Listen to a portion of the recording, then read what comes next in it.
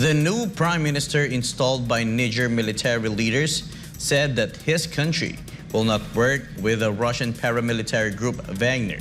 However, he also warned the West to avoid taking steps that will push Niger closer to the paramilitary. Carlo de la Peña reports.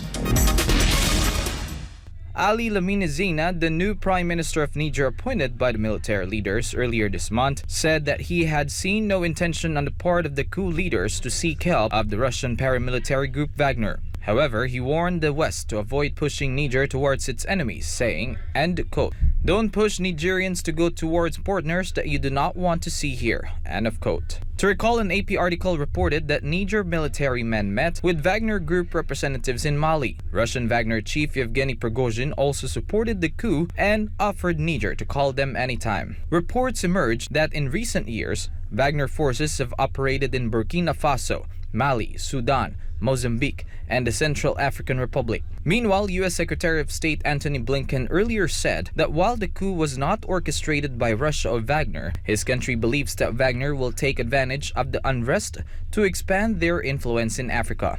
The U.S. has also stopped short of backing military action despite Niger's ousted president Mohamed Bazoum's call for a U.S. intervention. Washington has also stopped short of referring to the transfer of power in Niger as a coup, because calling it so would force Washington to sever the military agreements that they had established with the government of Bazoum. This earned the praise of Prime Minister Zein, calling the U.S. stance as extremely reasonable. However, he also said that the moment will come to review.